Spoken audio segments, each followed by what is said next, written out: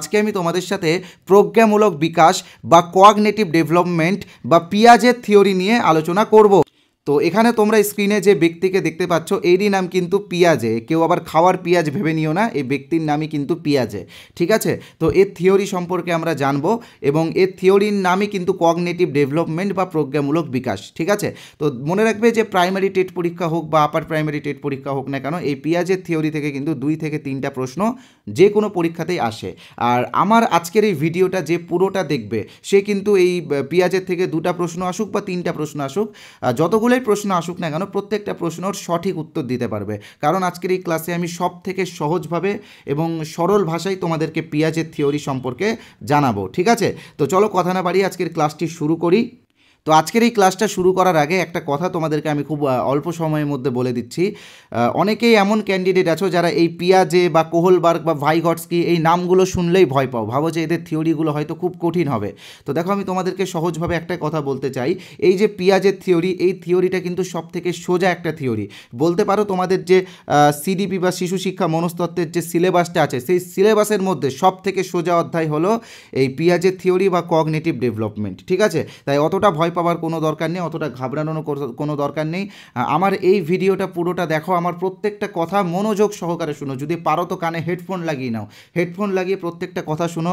যারা ইউটিউবে ভিডিওটা দেখছো তারা নোটস করবে, যারা আমাদের কোর্সে আছো তারা তো পিডিএফ পেয়ে গেছো। তো প্রত্যেকটা পয়েন্ট বোঝার চেষ্টা করবে, আমি খুব সহজভাবে তোমাদেরকে বোঝাবো। আশা করছি আজকের এই ভিডিওটা দেখলে তোমাদের এই পিয়াজের সম্পর্কে আর কোনো রকম প্রবলেম বা আর কোনো রকম ভুল ধারণা থাকবে না। তো চলো ক্লাসটা আমরা শুরু করি। তো দেখো এই পিয়াজের থিওরির নামই হচ্ছে কোঅগনিটিভ ডেভেলপমেন্ট বা প্রজ্ঞামূলক বিকাশ।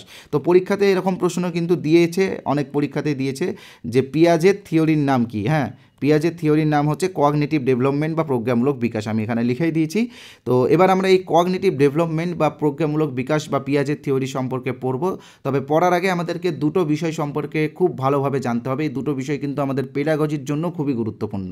তো প্রথমে কি রয়েছে দেখো, প্রথম বিষয়টি হলো মূর্ত, দ্বিতীয় বিষয়টি হলো বিমূর্ত। অর্থাৎ মূর্ত কাকে বলে, বিমূর্ত কাকে বলে, তাই তো এটা তোমাদেরকে জানতে হবে। কেন জানতে হবে আমি একটু পরেই তোমাদেরকে বোঝাবো। তো দেখো স্ক্রিনে তোমরা দেবী দুর্গার ছবি দেখতে পাচ্ছ, সামনে দুর্গা পূজা আছে, তো দেবী দুর্গার ছবি তোমরা সবাই দেখতে পাচ্ছ। তো মনে রাখবে দেবী দুর্গার এটা একটা কি, এটা একটা মূর্তি, তাই তো এটা একটা মূর্তি। আর মনে রাখবে মূর্তি মানেই মূর্ত, এটা তোমাদের মনে রাখার একটা ট্রিক। মূর্তি মানেই মূর্ত, ঠিক আছে। মূর্তি মানে কি, মূর্তি মানে মূর্ত। তো মূর্তি কি, মূর্তি আমরা চোখে দেখতে পাচ্ছি, তাই না, স্পর্শ করতে পারছি, তো এটাই হচ্ছে মূর্তি।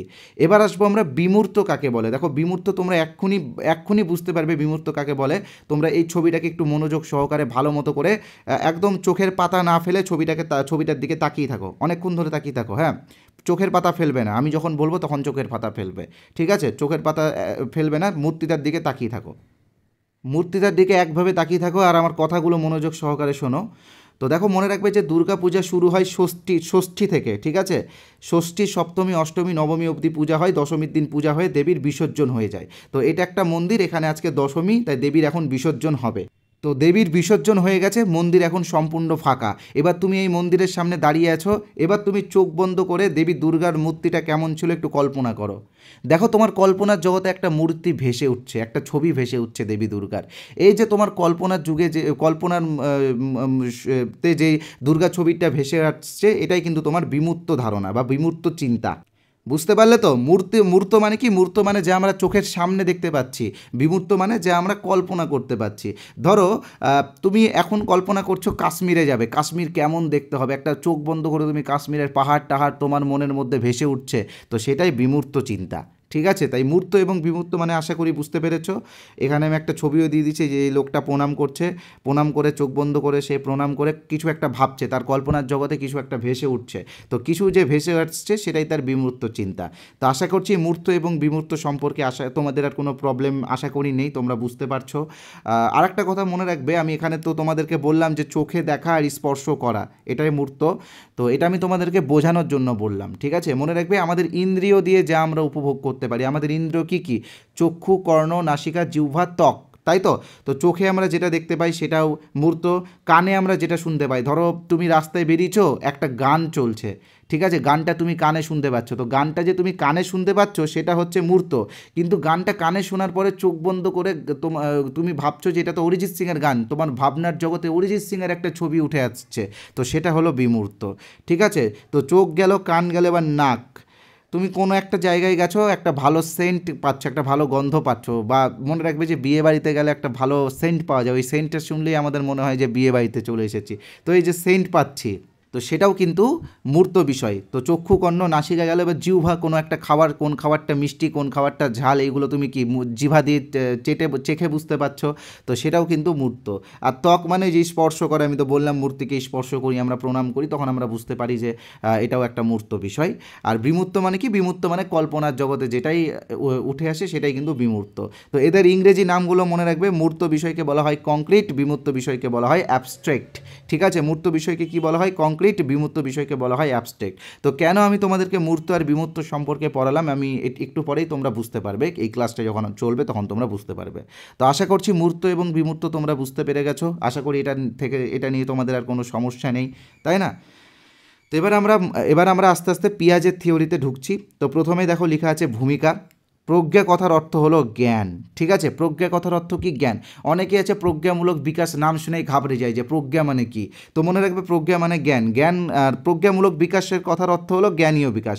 জ্ঞান বলতে কি, চিন্তা করা, যুক্তি, স্মরণ করা, মানে মনে মনে করা, স্মৃতি, তাই না, প্রত্যক্ষ সমাধান করা, এইগুলো কিন্তু প্রজ্ঞামূলক বিকাশের মধ্যে পড়ে। তো দেখো প্রজ্ঞামূলক বিকাশটা কি, আমি তোমাদেরকে জাস্ট সহজভাবে একটা উদাহরণ দিয়ে বুঝিয়ে দিচ্ছি, তোমরা এখনই বুঝতে পারবে। তোমাদেরকে আমি একটা গণিত করতে দিচ্ছি, 3 গুণ 4 = কত।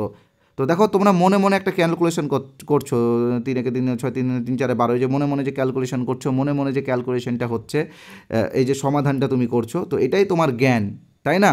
তোমার একটা বড় সমস্যা চলে এসছে, তোমার ফ্যামিলিতে হোক বা অন্য কোথাও একটা বড় একটা সমস্যা চলে এসছে, ধরো তোমার কোনো একটা বন্ধুর কোনো একটা ক্ষতি হয়ে গেছে, এখন তোমাকে সেই বন্ধুটাকে বাঁচাতে হবে, তো সেই জন্য তুমি মাথা ঘামিয়ে বিভিন্ন রকম বুদ্ধি বের করছো, এই যে বুদ্ধিগুলো তুমি বের করছো, এইগুলোই কিন্তু জ্ঞানীয় বিকাশ।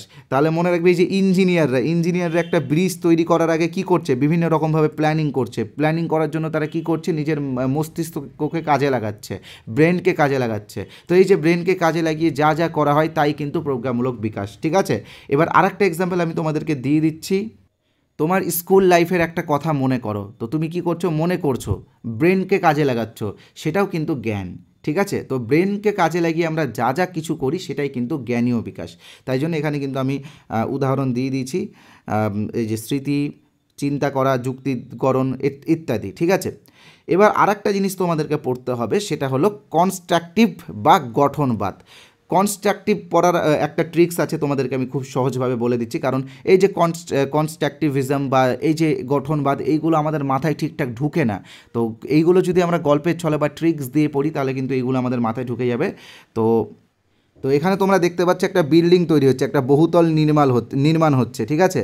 তো এটাকে কি করা হচ্ছে, এটাকে কনস্ট্রাকশন করা হচ্ছে, তাই না, কনস্ট্রাক্টের কাজ চলছে, বলি না যে এখন কলকাতায় একটা বড় বিল্ডিংয়ের কনস্ট্রাকশনের কাজ হবে। তো কনস্ট্রাকশন মানে কি, স্টেপ বাই স্টেপভাবে এটাকে গঠন হবে, প্রথমে 1 তলা হবে, তারপরে 2 তলা হবে, তারপরে 3 তলা হবে, এইভাবে 10 তলা 12 তলা হবে, তো এটাকে বলা হয় কনস্ট্রাকশন বা গঠন করা, তাই না। তো এই কনস্ট্রাকশন থেকেই মনে রাখবে যে কনস্ট্রাকটিভ আর কনস্ট্রাকশন অনেকটা একই, ঠিক আছে। নির্মাণ করা, কনস্ট্রাকটিভ মানে কি, নির্মাণ করা, একটা বিল্ডিং যেমন নির্মাণ করছে কন্ট্রাক্টররা, আমরা কি করব, আমরা শিশুদের মধ্যে বিভিন্ন অ্যাক্টিভিটির মাধ্যমে জ্ঞানের নির্মাণ করব, বিভিন্ন অ্যাক্টিভিটি, ঠিক আছে, জ্ঞানের নির্মাণ করব। তবে এখানে আমরা একজন হেল্পার হিসেবে কাজ করব, কারণ শিশুদেরকে পিয়াজের লিটল সায়েন্টিস্ট বলেছে, এখান থেকেও কিন্তু পরীক্ষাতে প্রশ্ন দেয় যে পিয়াজের শিশুদেরকে কি বলেছে, লিটল সায়েন্টিস্ট বা অণুবিজ্ঞানী বলেছে, কারণ শিশুরাই দেখবে নিজেরাই কিন্তু ওই জিজ্ঞাসু হয়, জিজ্ঞাসু বলতে কি, কোনো যখন তারা ছোট থাকে তখন তারা বিভিন্ন খেলনা নিয়ে খেলে, খেলনাগুলোকে তারা ধরো কোনো একটা বাঁশি এনে দিয়েছো,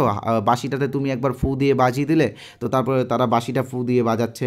একটু বড় যখন হয়, বিশেষ করে এখানে আমি আমার নিজেরই একটা উদাহরণ তোমাদেরকে দিচ্ছি, ধরো আমি যখন ক্লাস 2-এ পড়তাম তখন আমি প্রথম টিপটপ পেন পেয়েছিলাম, টিপটপ পেন, এরকম করে টিপটপ দিয়ে পেনের সিজ বেরোতো।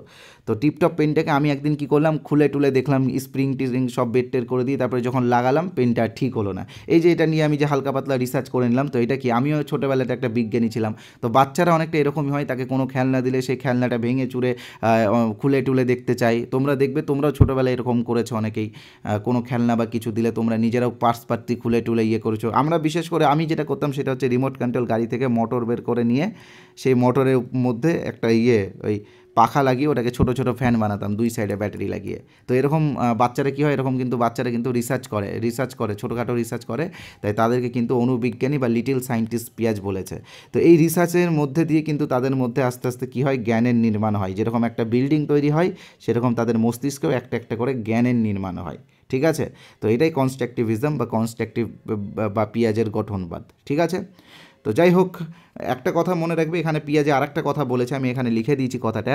একজন পরিণত মানুষের চিন্তা করার ক্ষমতা যতটা রয়েছে একজন শিশুরও চিন্তা করার ক্ষমতা কিন্তু একই রয়েছে।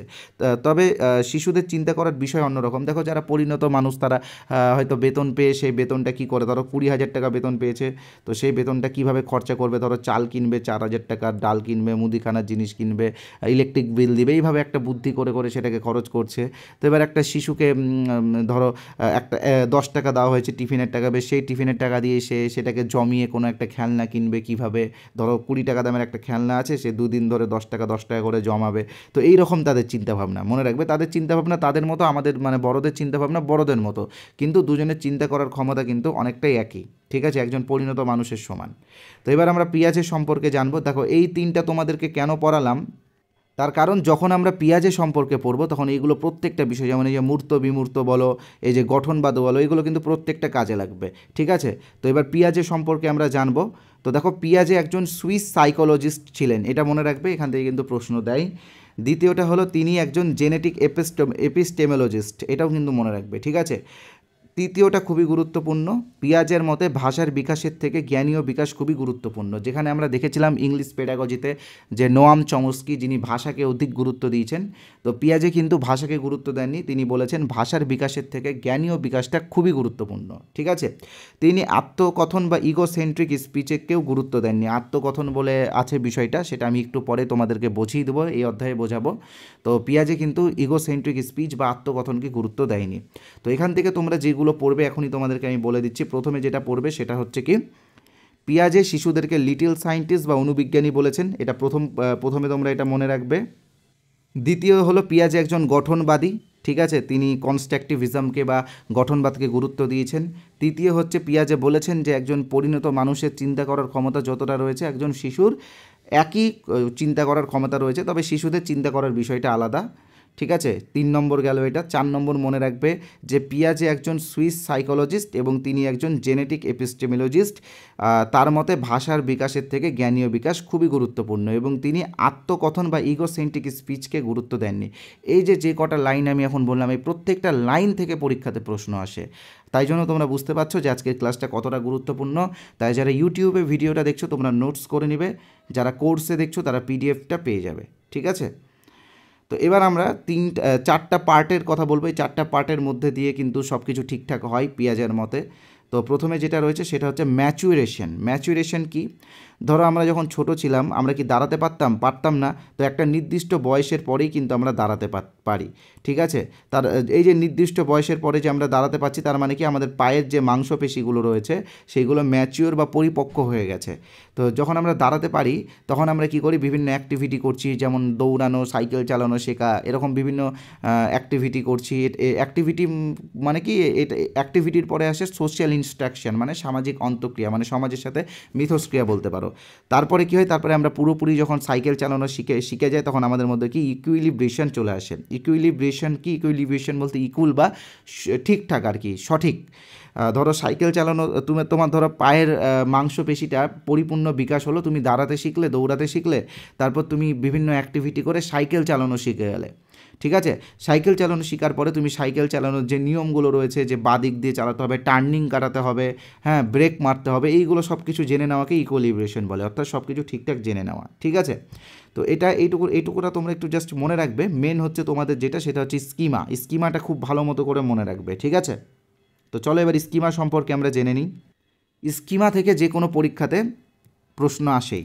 ঠিক আছে, তো প্রথমে যেটা সবাই ভুল করে, সেই ভুলটা হলো স্কিমার তত্ত্বের প্রবক্তা সবাই লিখে দেয় পিয়াজে, কিন্তু না, স্কিমা তত্ত্বের প্রবক্তা হলেন আর্ট বার্টলেট, যিনি একজন মনোবিজ্ঞানী বা সাইকোলজিস্ট ছিলেন। ওই পিয়াজেও যেরকম সাইকোলজিস্ট, আর্ট বার্টলেটও একজন সাইকোলজিস্ট ছিলেন। তো স্কিমার ধারণাটাকে দিয়েছিলেন আর্ট বার্টলেট। ঠিক আছে, পিয়াজে কী করেছিলেন, পিয়াজে স্কিমাকে সমর্থন করেছিলেন, সাপোর্ট করেছিলেন। ঠিক আছে, তো স্কিমা কি, স্কিমা হলো যে কোনো মুহূর্তের অর্জিত তথ্যের একটি সংগঠন। ঠিক আছে, একক সংগঠন। আমি একদম গল্পের ছলে তোমাদেরকে বোঝাবো, তোমরা নিশ্চিন্তে আগে এই লাইনগুলো দেখে নাও। যেভাবে তোমাদেরকে গল্পের ছলে বোঝাবো, স্কিমা তোমরা আজকে একদম ক্লিয়ারলি বুঝতে পারবে। ঠিক আছে, স্কিমা সারা জীবন ধরে সম্প্রসারিত হতে থাকে।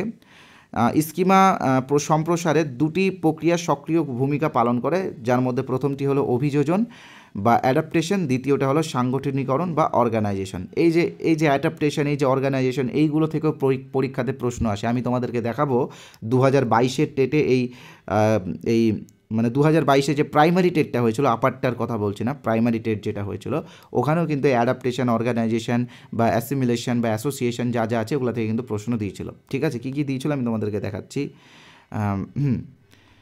তো প্রথমে আমরা অভিযোজন বা অ্যাডাপ্টেশন কি সেটা সম্পর্কে আমরা জানবো। তো দেখো, অভিযোজন বা অ্যাডাপ্টেশনকে দুটো ভাগে ভাগ করা যায়, যার মধ্যে প্রথমটি হলো আত্মীকরণ বা অ্যাসিমিলেশন। অ্যাসিমিলেশনটাই তোমরা মনে রাখবে, ইংলিশ নামটাই তোমরা মনে রাখবে। দ্বিতীয়টি হলো সংযোজন বা অ্যাকোমোডেশন। ঠিক আছে, আমি এবার গল্পের ছলে তোমাদেরকে বোঝাবো, তোমরা নিশ্চিন্তে আমার গল্পটা শুনো, তোমরা একদম সঠিকভাবে বিষয়টা বুঝতে পারবে। তো প্রথমে আমরা পড়ব আত্মীকরণ বা অ্যাসিমিলেশন সম্পর্কে। তো প্রথমে কি বলছে, আমাদের স্কিমাতে নতুন কিছু যুক্ত করে। স্কিমা বলতে কি, আমাদের ব্রেন। ঠিক আছে, আমি ধরলাম স্কিমা মানে আমাদের ব্রেন। তো মনে রাখবে, তুমি একটা ছোট বাচ্চাকে কোলে নিয়েছো, এটা হচ্ছে তুমি। ঠিক আছে, একটা ছোট বাচ্চা আমি এখানে আঁকছি একটু ছোট্ট করে, মানে তুমি একে কোলে নিয়েছো বাচ্চাটাকে, হ্যাঁ, কোলে নিয়ে ছাদে দাঁড়িয়ে আছো। তো ছাদে হঠাৎ একটা পাখি উড়ে যাচ্ছে, এটা হচ্ছে দুটো পাখি, যাই হোক দুটো পাখি উড়ে যাচ্ছে। তো বাচ্চাটা, একদম ছোট বাচ্চা, ওটার দিকে তাকিয়ে আছে। তো তুমি বাচ্চাটাকে হাত দিয়ে দেখিয়ে বললে যে বাবু, ওটাকে পাখি বলে। কি বলে? পাখি বলে। তো বাচ্চাটার যে ব্রেন বা যে স্কিমা, সেখানে একটা প্রতিচ্ছবি জেগে গেল যে যারা উঠতে পারে তাদেরকে পাখি বলে। তো এটা বাচ্চাটার মাথার মধ্যে ঢুকে গেল। তো যাই হোক, আবার পরের দিন সকালবেলা তুমি বাচ্চাটাকে ছাদের উপরে নিয়ে আসলে, এখানে যে বাচ্চাটাকে আঁকছি, তো আবার একটা পাখি উড়ে যাচ্ছে। তো বাচ্চাটা বলছে দেখো দেখো পাখি উড়ে যাচ্ছে, মানে বাচ্চাটার মেমোরিতে বা স্কিমাতে কিন্তু পাখির একটা অবয়ব, যে পাখি উড়তে পারে, পাখি কেমন দেখতে হয়, সেই অবয়বটা বাচ্চাটার মস্তিষ্কে বা স্কিমাতে কিন্তু ঢুকে গেছে। ঠিক আছে, এবার আসছে দ্বিতীয় পার্ট, যাকে আমরা বলি অ্যাকোমোডেশন বা সংযোজন। বাংলা ভাষায় বলা হয় ইংরেজিতে বলা হয় আপডেট করা। যাই হোক, আমাদের পাতি ভাষায় আমরা বলবো আপডেট করা। তো এবার তৃতীয় দিন তুমি বাচ্চাটিকে ছাদে নিয়ে উঠলে সকালবেলা। ঠিক আছে, এবার ছাদের উপর দিয়ে আর কোনো পাখি না, এবার একটা হেলিকপ্টার উড়ে যাচ্ছে। আমি একটু আঁকছি হেলিকপ্টারটা আমার মতো, একটু অ্যাডজাস্ট করে নিও সবাই। হ্যাঁ হ্যাঁ, তো একটা হেলিকপ্টার উড়ে যাচ্ছে। এবার বাচ্চাটা বলছে দেখো দেখো কত বড় পাখি, বলছে দেখো দেখো কত বড় পাখি। তো তখনই তুমি বাচ্চাটাকে বললে আরে ওটা পাখি না, উড়লেই যে পাখি হবে এরকম কোনো মানে না। এরোপ্লেনও উড়ে, হেলিকপ্টারও উড়ে, রকেটও উড়ে, ফাইটার জেটও উড়ে, প্যারাশুটও উড়ে, ঘুড়িও উড়ে। তো এরকমভাবে প্রত্যেকটা যে বিষয়গুলোর মধ্যে একটা পার্থক্য তৈরি করে দিলে। তো যাই হোক, তখন বাচ্চাটা আস্তে আস্তে নিজের মেমোরিকে আপডেট, মানে নিজের স্কিমাকে আপডেট করে নিল যে হ্যাঁ, পাখিরা এইভাবে উড়ে, এরকম দেখতে হয়, হেলিকপ্টার আলাদা, হ্যাঁ, ফাইটার জেট আলাদা, ঘুড়ি আলাদা হয়। তো এইভাবেই হচ্ছে আস্তে আস্তে আমাদের মধ্যে কি হয়, জ্ঞানের সম্প্রসারণ ঘটে। আমরা যখন ছোট ছিলাম তখন আমরা এইভাবেই কিন্তু শিখেছি। এখন হয়তো তোমার মনে পড়ছে না, কারণ তুমি অত দিনের কথা হয়তো আমাদের মনে থাকে না। ধরো আমরা যখন ছোট ছিলাম তখন আমরা এইভাবেই শিখেছি। তো ধরো এটা একটা কুকুর, তুমি খুবই ছোট, প্রথম কুকুর দেখছো। তো তোমার বাবা বললো যে ওই দেখ কুকুর, ওই দেখ তু এইভাবে শেখাতো, এই দেখ কুকুর আসছে, এই দেখ তু আসছে। ঠিক আছে, তো তুমি দেখে নিলে যে এটা কুকুর, এর 4টা পা আছে, একটা লেজ আছে, একটা মাথা আছে। ঠিক আছে, এবার তারপরের দিন তুমি দেখছো একটা বিড়াল। ঠিক আছে, একটা বিড়ালকে দেখছো, কিন্তু তুমি এটাকে তুই বলবে, কারণ তুমি তো জানো না যে এটা বিড়াল কিনা এটা কুকুর, কারণ দুটো তো অনেকটা একই রকম, এরও 4টা পা আছে, লেজ আছে, তারপরে এরও আছে, মুখ আছে। তো তখন তোমার বাবা তোমাকে শেখাচ্ছে বা তোমার দাদা হোক বা মা হোক শেখাচ্ছে, বলছে যে না এটাকে না, এটাকে কি বলে, এটাকে বলে ম্যাও বা বিড়াল বলে। তার কারণ কি, এর আওয়াজ আলাদা, এরা ভাউ ভাউ করে না, এরা ম্যাও ম্যাও করে। ঠিক আছে, এদের মুখ অনেকটা গোলাকৃতি, ওদের মুখটা কি, কুকুরের মুখ হচ্ছে একটু চোখা। তো এইভাবে তোমাদেরকে এই যে বোঝাচ্ছে, যখন এই যে আপডেট করছে সেটাকে বলা হচ্ছে অ্যাকোমোডেশন, যখন তুমি প্রথম কোনো জিনিস দেখছো সেটা হচ্ছে কি অ্যাসিমিলেশন। ঠিক আছে, মনে রাখবে কিন্তু বিষয়গুলো। তো এটাই খুবই সোজা একটা কিছু বিষয়। ঠিক আছে, এবার আসছি আমরা সাংগঠনিকরণ বা অর্গানাইজেশন। অর্গানাইজেশন মানে প্রত্যেকটাকে মানে সুন্দরভাবে সাজিয়ে নেওয়া, যে কুকুরের ভাগ এরকম, বিড়াল এরকম, বাঘ এরকম। মনে রাখবে বিড়াল আর বাঘ একই রকম দেখতে, বা তুমি বিড়ালকে বলছো, বাঘকে বলছো বিড়াল, তখন বুঝিয়ে দেওয়া হচ্ছে যে ওটা বিড়াল না, ওটা বাঘ। তো এইভাবে আমাদের এটা আমাদের মস্তিষ্ক এখানে সব কিছু যে আমরা সাজিয়ে নিচ্ছি। আমাদের অনেক বন্ধু আছে, বন্ধুর নাম কি, সে দেখতে কেমন, এইগুলোর নাম শুনলে আমরা তার একটা চেহারা আমাদের মধ্যে ভেসে চলে আসে। তো এইগুলো স্কিমার হচ্ছে অর্গানাইজেশনের পার্ট। ঠিক আছে, তো আশা করছি স্কিমা তোমরা বুঝতে পেরেছো। তো আমি দেখিয়ে দিচ্ছি স্কিমা থেকে কি প্রশ্ন এসেছিল, সেটা আগে তোমাদেরকে করিয়ে দিচ্ছি, তারপরে তোমরা কিন্তু তোমরা কিন্তু পরের টপিকে যাবে। ঠিক আছে, তো দেখো প্রথমে যেটা এসেছিলো ডাব্লিউবি টেট 2015 টেটে যে প্রশ্নটা এসেছিলো সেটা হচ্ছে নিচের ধারণাগুলির মধ্যে কোনটি পিঁয়াজের জ্ঞানমূলক বিকাশের সঙ্গে যুক্ত নয়। তো প্রথমে আছে দেখো অ্যাসিমিলেশন। তো দেখো অ্যাসিমিলেশন কিন্তু ছিল, ঠিক আছে, অ্যাকোমোডেশনের দুটো পার্ট ছিল, অ্যাসিমিলেশন এবং আর একটা কী ছিল দেখিয়ে দিচ্ছি তোমাদেরকে, একটু দেখে নাও। অ্যাকোমোডেশন, অ্যাসিমিলেশন এবং অ্যাকোমোডেশন দুটোই ছিল। এখানে দেখতেই পাচ্ছ অ্যাসিমিলেশনও আছে, অ্যাকোমোডেশনও আছে, স্কিমাও আছে, তাহলে অ্যাসোসিয়েশন বলে কিছু নেই, তাহলে এটা হচ্ছে অ্যান্সার। কোনটি নয় বলেছে, এখানে দেখবা নয় বলেছে, মানে নেই। ঠিক আছে, আচ্ছা এই দুটো প্রশ্নও তোমরা পারবে, আমি আগে এটা বুঝিয়ে দিই তাহলে তোমরা বুঝতে পারবে। তো এবার আমরা আসছি পেঁয়াজের প্রজ্ঞামূলক বিকাশের স্তর নিয়ে। তো পেঁয়াজে আমাদের জীবনের 0 থেকে 15 বছর অবধি বয়সকে 4টি ভাগে ভাগ করেছে। ঠিক আছে, তো এই 4টি ভাগ মনে রাখতে হবে। আমার মতে বাংলা ভাষায় মনে রাখার থেকে তোমরা ইংলিশে মনে রাখো, খুব কাজে লাগবে। এবং ইংলিশের একটি ট্রিকও আছে, ইংলিশের ট্রিকটি হলো SPCF। আমি এখানে লিখেই দিয়েছি SPCF, বারবার খাবার সময়, ঘুমানোর সময়, যখন খুশি বলতে থাকো SPCF। এস মানে কি, এস মানে সেন্সরি মোটর স্টেজ, যেটা 0 থেকে 2 বছর পর্যন্ত বাচ্চাদের মধ্যে থাকে। পি মানে প্রি অপারেশনাল স্টেজ, যেটা 2 থেকে 7 বছরের বাচ্চাদের মধ্যে থাকে। এবার পরের যে দুটো আছে, এই দুটো কিন্তু তোমাদের জন্য খুবই গুরুত্বপূর্ণ। C for concrete operational stage. এই যে কংক্রিট পাচ্ছ, কংক্রিট মানেই কিন্তু মূর্ত। ঠিক আছে, মূর্ত, আমি তোমাদেরকে মূর্ত বুঝিয়েছিলাম না, এবার বুঝতে পারবে যে কেন তোমাদেরকে মূর্তটা আগে বুঝিয়েছিলাম। তো দেখো কংক্রিট অপারেশনাল স্টেজ, এটা 7 থেকে 11 বছর বয়স। তো এটাও কিন্তু তোমাদেরকে বেশি করে মনে রাখতে হবে, বিশেষ করে যারা প্রাইমারি টেট দেবে, কারণ এটা তোমাদের লেভেলে পড়ছে। তোমাদের যারা প্রাইমারি আছে 1 থেকে 5-এর টেটে যারা বসবে তারা এটা মনে রাখবে ভালো করে, আর যারা আপারে বসবে তারা ফর্মাল অপারেশন স্টেজটা মনে রাখবে, অর্থাৎ 11 থেকে 15 বছরের যে স্টেজটা, এটা আপারেরটা মনে রাখবে। তো দেখো প্রথমে কী রয়েছে, সেন্সরি মোটর স্টেজ, তারপরে প্রি অপারেশনাল স্টেজ, তারপরে কংক্রিট অপারেশনাল স্টেজ, তারপরে ফর্মাল অপারেশনাল স্টেজ, যেটাকে শর্টকাটে আমরা যে ট্রিকের মাধ্যমে যদি পড়ি তাহলে হবে SPCF। ঠিক আছে, ট্রিকটা তোমরা ভালো মতো করে মনে রাখবে। একটা একটা করে প্রত্যেকটা ভাগ আমি সুন্দরভাবে বুঝিয়ে দেবো। এখানে একটু তোমাদেরকে মুখস্থ করতে হবে, তাছাড়া উপায় নেই, কারণ এখান থেকে তো প্রশ্ন লাইন তুলে দিবে, তাই না? কী কী প্রশ্ন দেবে সেটাও তোমাদেরকে দেখাবো। তো প্রথমে আমরা 0 থেকে 2 বছরের যে বয়সটা রয়েছে, অর্থাৎ সেন্সরি মোটর স্টেজ রয়েছে, সেটা সম্পর্কে আমরা জানবো। অর্থাৎ 0 থেকে 2 বছরের বাচ্চা যারা আছে তারা কিভাবে নিজেদের স্কিমা তৈরি করে বা কিভাবে নিজেদের জ্ঞানীয় বিকাশ করে সেটাই আমরা জানবো। তো দেখো এই স্তরে শিশুরা ইন্দ্রিয় ব্যবহার করে সক্রিয়ভাবে ক্রিয়াকলাপ করে জ্ঞান অর্জন করে। ইন্দ্রিয় ব্যবহার করে, কারণ মনে রাখবে যে 0 থেকে 2 বছরের বাচ্চারা কিন্তু সঠিকভাবে কথা বলতে পারে না। ঠিক আছে, তো তারা কি করে, স্পর্শ করে, আঁকড়ে ধরে। কোনো বাচ্চার কাছে তুমি যদি তোমার হাতের আঙ্গুল নিয়ে যাও, সেই আঙ্গুলটা সে আঁকড়ে ধরবে এবং ওটাকেই ফিল করে সে বুঝতে পারবে যে এটা তার মায়ের না তার বাবার হাত, এরকম করে তারা কিন্তু বুঝে। ঠিক আছে, চোষা, কোনো কিছু তার বাচ্চাটার হাতে দিবে, সেটা সে দেখবে মুখে নিয়ে নিচ্ছে। তো এইভাবেই কিন্তু শিশুরা তাদের জ্ঞানের বিকাশ করে, তাদের যখন 0 থেকে 2 বছর বয়স থাকে এই সময়টাতে। আর একটা জিনিস মনে রাখবে, এই স্তরে শিশুদের বস্তুর স্থায়িত্বের ধারণা থাকে না। অর্থাৎ এটা হচ্ছে একটা শিশু যার বয়স 0 থেকে 2 বছরের মধ্যে। তো এর সামনে তুমি যদি একটা কোনো খেলনা নিয়ে আসো, তো সেই খেলনাটাকে দেখবে, সেই খেলনাটাকে নিবে। এবার যখন তুমি সেটাকে সরিয়ে দেবে, তো তখন তার মেমোরি থেকেও সেটা সরে যাবে, সে ভুলে যাবে যে তুমি কিছু এনেছিলে কি আনোনি। ঠিক আছে, তো তো লক্ষ্য নির্ধারণ, লক্ষ্য বলতে দেখবে হামাগুড়ি দিয়ে কোনো হয়তো তুমি একটা খেলনা এখানে রেখে দিয়েছো, বাচ্চাটা এখানে আছে, এখানে আঁকছি বাচ্চাটাকে, তো এবার হামাগুড়ি দিয়ে সে এখানে যাওয়ার একটা চেষ্টা করবে, ঠিক আছে? তো এটাকে লক্ষ্য নির্ধারণ বলে। এবার আসছি আমরা দ্বিতীয় স্তর বা প্রাক সক্রিয়তার স্তর। তোমরা ইংলিশ নামটাই ভালো করে মনে রাখবে, প্রি অপারেশনাল স্টেজ, যেটা 2 থেকে 7 বছর বয়সের বাচ্চাদের জন্য। তো দেখো এই স্তরে বাচ্চাদের মধ্যে আত্মকথন বা ইগোসেন্ট্রিক স্পিচ দেখা যায়। তো মনে রাখবে যে বাচ্চাদের বয়স যখন 2 থেকে 7 বছরের মধ্যে থাকে, বিশেষ করে যখন 5-6 বা 4-5 বছর বয়স যখন বাচ্চাদের থাকে, তো তখন দেখবে তারা খেলার সময় নিজেরাই মনে মনে কথা বলে, নিজেদের মধ্যেই কথা বলে, মনে মনেও কথা বলতে পারে, সরি মনে মনে ভুল বললাম, নিজেরাই কথা বলে যে আজকে পেনটা এই হলো ওই হলো, নিজেরাই কথা বলে যে আজকে এই সুমনের সাথে খেলবো না, করবো না, সে ভালো না, এই না, এরকম করে কথাগুলো বলে। তো এইগুলোকে বলা হয় ইগোসেন্ট্রিক স্পিচ বা আত্মকথন, নিজেই নিজের মধ্যে কথা বলে, ঠিক আছে? এটা কোন স্টেজে দেখা যায়? প্রি অপারেশনাল স্টেজে। তো এই স্তরে আত্মকেন্দ্রিক চিন্তা দেখা যায়, অর্থাৎ সেলফিশ টাইপের চিন্তা ভাবনা। ধরো তুমি 2টো চকলেট এনেছো,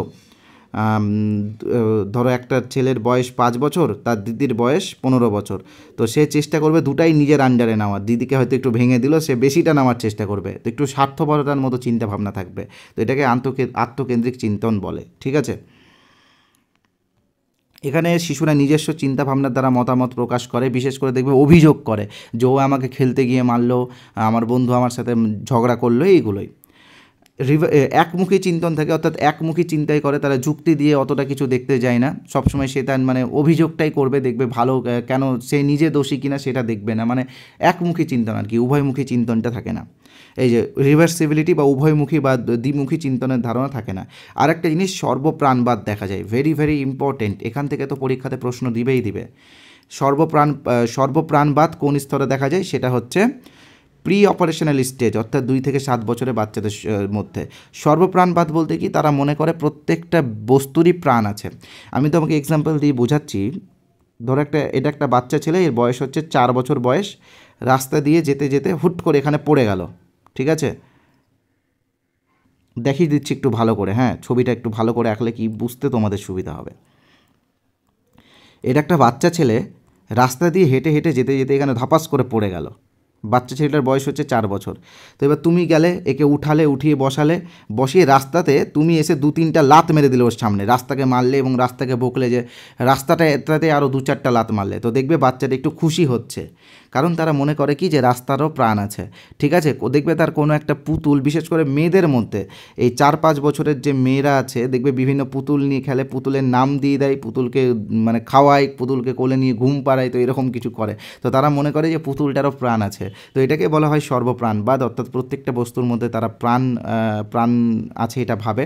তো এটা কিন্তু প্রি অপারেশনাল স্টেজে দেখা যায়। তো দেখো এখানে প্রশ্নটা আমি তোমাদেরকে দেখিয়ে দিচ্ছি, দেখতেই পাচ্ছ এখানে সর্বপ্রাণবাদ কোন স্তরে দেখা যায়? তো দেখো প্রাক সক্রিয়তা স্তর। এখানে তোমরা ইংলিশ ভার্সনটা তো জানোই, প্রি অপারেশনাল ইংলিশ ভার্সন বাদিকে থাকবে পরীক্ষাতে, ইংলিশ ভার্সনটা দেখে অ্যান্সারটা করার চেষ্টা করবে। আর একটা জিনিস বলতে ভুলে গেলাম, সর্বপ্রাণবাদের পরে আরেকটা জিনিস দেখা যায়, বিলম্বিত অনুকরণ। অর্থাৎ 2 থেকে 7 বছরের বাচ্চারা কিন্তু বিভিন্ন রকম অনুকরণ করে। ধরো ছেলেরা বিশেষ করে দেখবে বাবাকে অনুকরণ করে, মেয়েরা কিন্তু মাকে অনুকরণ করে, ঠিক আছে? অনুকরণ করতে দেখা যায়। ধরো বাবা এসে বাবা এসে অফিস ব্যাগ নিয়ে অফিসে যাচ্ছে, তো ছেলে ওরকম একটা নাটক করে অফিস ব্যাগ নিয়ে অফিসে যাওয়ার মতো একটা নাটক করছে, তো এরকম একটা দেখা যায়, এটাকে বলা হয় বিলম্বিত অনুকরণ। তো এবার আমরা আসছি মেন দুটো স্তর। বিশেষ করে তোমরা যারা টিচার হবে তোমাদের এই দুটো স্তর সম্পর্কে জানতে হবে। কেন জানতে হবে? কারণ এখানে বললাম তোমাদেরকে যে বাচ্চাদেরকে পড়ানোর যে পেডাগজিটা, সেইটা সম্পর্কে তোমরা আরেকটু ভালো মতো করে বুঝতে পারবে। আর পেডাগজির থেকে অনেক প্রশ্ন আসে, বাংলা পেডাগজি বলো, ইংলিশ পেডাগজি বলো, সোশ্যাল স্টাডিজ বা সায়েন্স ম্যাথ, যে কোনো পেডাগজিতে এই স্তরগুলো খুবই গুরুত্বপূর্ণ। এই স্তরগুলো যদি জেনে থাকো তাহলে অ্যান্সারগুলো ভাবনা চিন্তার মধ্যে দিয়ে করতে পারবে, মুখস্থ করতে হবে না। তো দেখো প্রথমে যেটা পড়বো সেটা হচ্ছে মূর্ত সক্রিয়তার স্তর বা কংক্রিট অপারেশনাল স্টেজ। এটা প্রায়, তো এবার আমি তোমাদেরকে আমাদের কোর্সের বিষয়ে বলবো। তোমরা আমাদের আপার প্রাইমারি টেট কোর্সটা ইমিডিয়েটলি জয়েন করে নিও, কারণ আপার প্রাইমারি টেট পাস না করলে তোমরা কিন্তু নিয়োগে অংশগ্রহণ করতে পারবে না। তো দেখো সিটেটের বিগত 10 বছর প্রশ্নোত্তরের পিডিএফটা কীভাবে তোমরা পাবে সেটা এক্ষুনি বলবো, তবে তার আগে জাস্ট ছোট্ট একটা বিজ্ঞাপন বিরতি নিয়ে নিচ্ছি। তো দেখো বিজ্ঞাপন বিরতি হলেও এটা কিন্তু তোমাদের উপকারেই লাগবে, কারণ এবার কিন্তু প্রচুর পেডাগজি অ্যাড হচ্ছে আপার প্রাইমারি সিলেবাসে। আর একটা কথা মনে রাখবে, সিডিপি হোক বা পেডাগজি হোক, এখানে কিন্তু মুখস্থ বিদ্যা কোনো কাজেই লাগে না, এখানে কিন্তু বোঝাটা খুবই গুরুত্বপূর্ণ। তাই আমরা একটি কোর্স এনেছি, এখানে দেখতেই পাচ্ছ আপার প্রাইমারি টেটের কোর্স।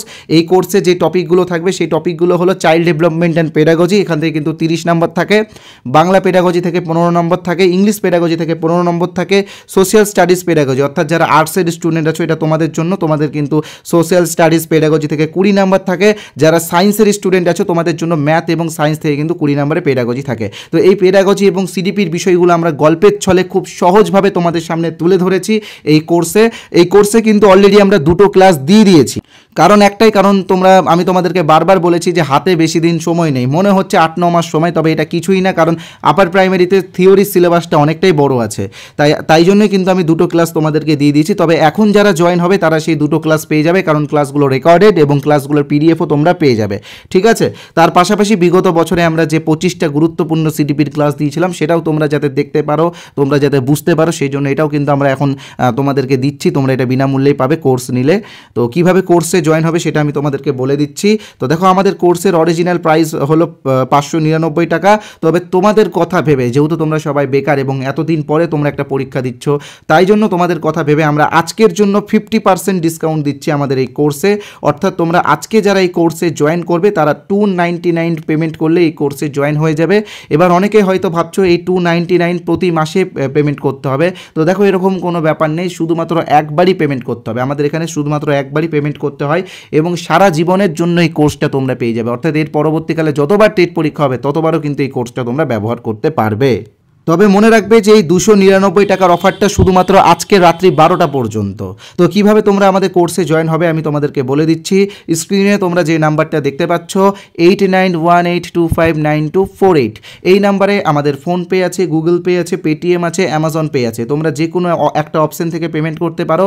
তোমরা চাইলে পাশে যে কিউআর কোড আছে সেই কিউআর কোড স্ক্যান করো পেমেন্ট করতে পারো। আর পেমেন্ট করার পরে অবশ্যই পেমেন্টের স্ক্রিনশট এই নাম্বারে অর্থাৎ 8918259248 এই নাম্বারে হোয়াটসঅ্যাপে পাঠিয়ে দেবে। তাহলে কিন্তু আমাদের কোর্সে আমরা তোমাদেরকে জয়েন করিয়ে নেব এবং আগের ক্লাসগুলো তোমরা সঙ্গে সঙ্গে পেয়ে যাবে। আরেকটা কথা বলে রাখি, তোমরা অনেকেই হয়তো ভাবছো যে আমাদের এই কোর্সের স্টাডি ম্যাটেরিয়াল কেমন হবে বা আমাদের কোর্সের স্টাডি ম্যাটেরিয়ালের কোয়ালিটি কেমন হবে, এটা তোমরা অনেকেই ভাবছো। তো তোমরা যাতে আমাদের এই কোর্সের কিছু স্টাডি ম্যাটেরিয়াল বিনামূল্যে পেতে পারো সেটারও ব্যবস্থা আমি তোমাদেরকে করে দিয়েছি। এখানে তোমরা যে নাম্বারটা দেখতে পাচ্ছ এই হোয়াটসঅ্যাপ নাম্বারে অর্থাৎ 8918259248 এই হোয়াটসঅ্যাপ নাম্বারে তোমরা ইউপি টেট বা আপার প্রাইমারি টেট লিখে SMS পাঠাও। তাহলে কিন্তু আমি আমাদের কোর্সের কিছু স্যাম্পল পিডিএফ তোমাদেরকে বিনামূল্যে দিয়ে দেবো এবং তার পাশাপাশি 73 পৃষ্ঠার সিটেটের বিগত বছরের সিডিপির প্রশ্নোত্তরের পিডিএফটা যেটা আমরা বাংলা ভাষায় করেছি সেটাও কিন্তু তোমাদেরকে বিনামূল্যে দিয়ে দেবো। তাই বলবো আর দেরি না করে তাড়াতাড়ি ফ্রি পিডিএফটা নিয়ে নাও। এটা কিন্তু বেশি দিন আর দেওয়া হবে না, অল্প কয়েকদিনের জন্যই আছে, আর হয়তো 7 দিন পরে এটা আমরা দেওয়া বন্ধ করে দিতে পারি। তাই যারা এখন এই ভিডিওটা দেখছো তোমরা ইমিডিয়েটলি এই পিডিএফ, তোমরা অনেকেই হয়তো একটা বিষয় একটু মিস্টেক করে দাও, কারণ তোমরা ভাবো যে এই নাম্বারটা সেভ করতে হবে আবার ইউপি টেট লিখতে হবে, তো সেটা অনেকটা সময় লাগবে, অনেকটা বিরক্তের বিষয়। তো তোমাদের জন্য এই ভিডিওর কমেন্ট বক্সে আমি একটি লিঙ্ক দিয়েছি, এটি একটি হোয়াটসঅ্যাপ লিঙ্ক।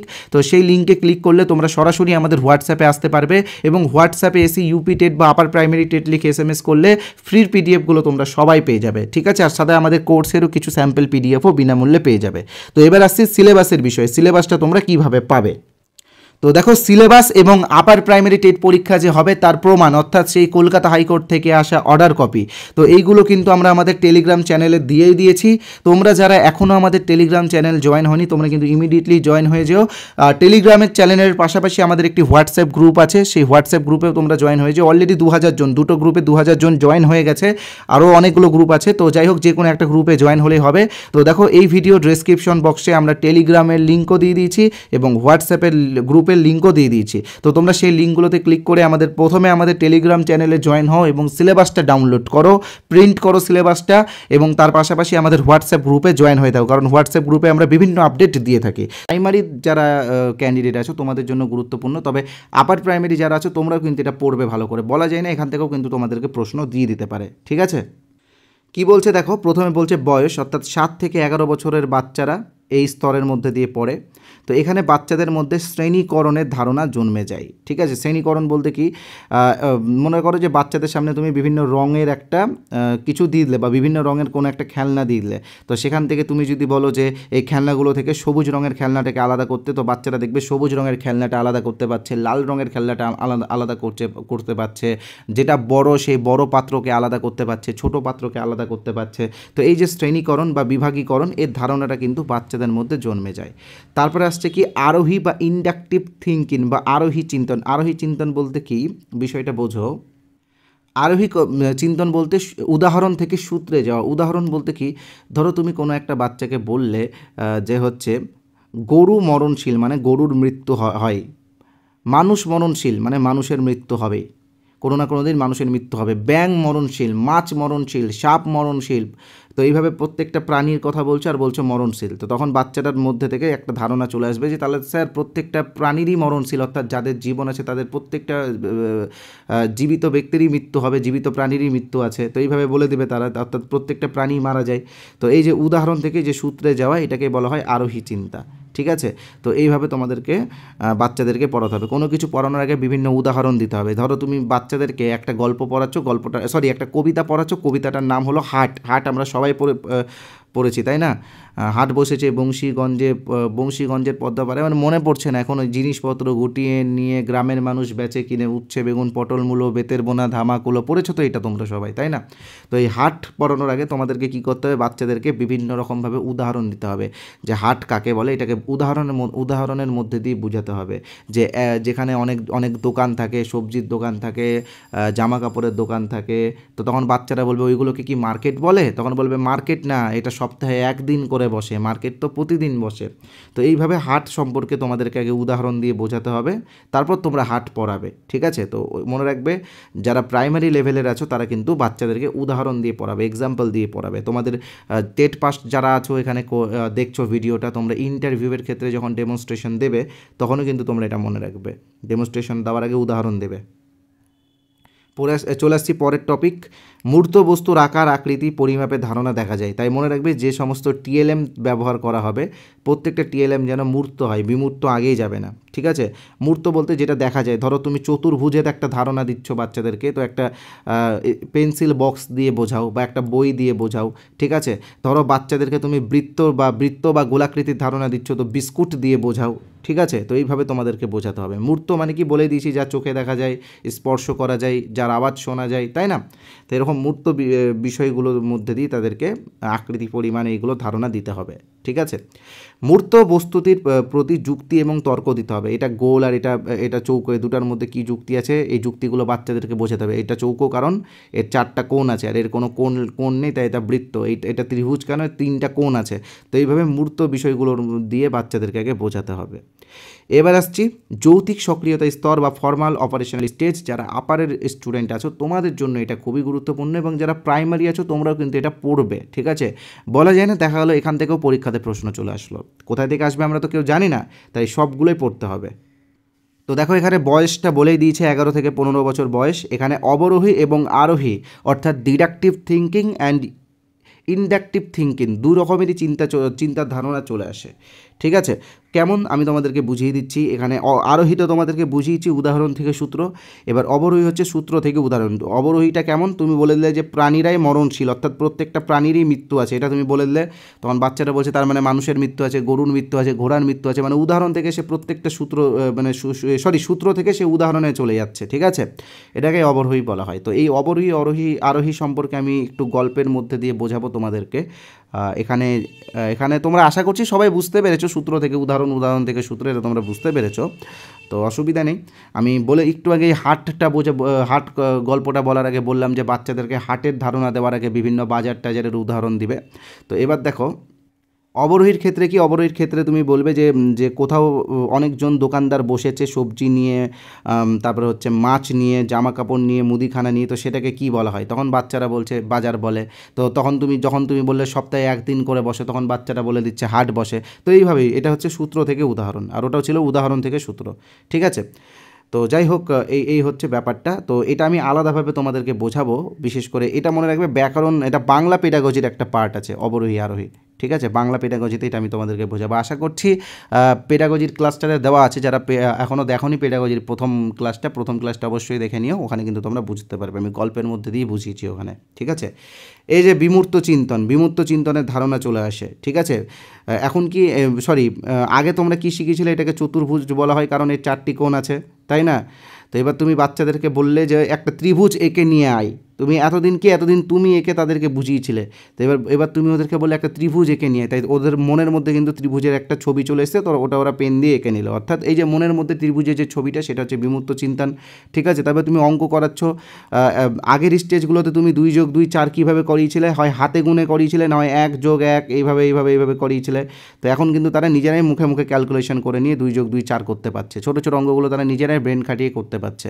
তো এটাই হচ্ছে বিমূর্ত চিন্তন। ঠিক আছে, আর জটিল বিষয়ের প্রতিও চিন্তাভাবনা তারা আস্তে আস্তে করতে পারছে। এতদিন তারা যোগ বিয়োগ শিখেছে, আস্তে আস্তে তারা সরল করতে পারছে, মানে যোগ বিয়োগ গুণভাগ আগে শিখেছে, এখন তারা সরল করছে। তো মনে রাখবে, সরলে যোগ বিয়োগ গুণভাগ সব একসাথে থাকে, তাই সরল একটা জটিল বিষয়। তো ফর্মাল স্টেজে এসে তারা সবই কিন্তু পারছে। ঠিক আছে, এবার আসছি প্রশ্নটা নিয়ে। এখানে তোমরা দেখতেই পাচ্ছ, যে পর্যায়ে একটি শিশু বস্তু বা বিষয় সম্পর্কে যুক্তিপূর্ণ চিন্তা করতে পারে সেটি হলো এই যে যৌক্তিক সক্রিয়তা স্তর। আপারের প্রশ্ন, মানে টেটে এসেছিলো, কিন্তু এটা দেখো টেটেও দিয়েছে প্রশ্নটা আপারের। ঠিক আছে, তো এই ছিল পিঁয়াজের প্রজ্ঞামূলক বিকাশ। আশা করছি তোমরা এটাকে বুঝতে পেরেছো। যদি না বুঝতে পারো অবশ্যই আমাকে জানাবে। যারা কোর্সে আছো তারা তো PDF পেয়ে গেছো। তো ধন্যবাদ আজকের এই ভিডিওটা দেখার জন্য। ভিডিওটা কেমন লাগলো অবশ্যই আমাকে রিপ্লাই দাও।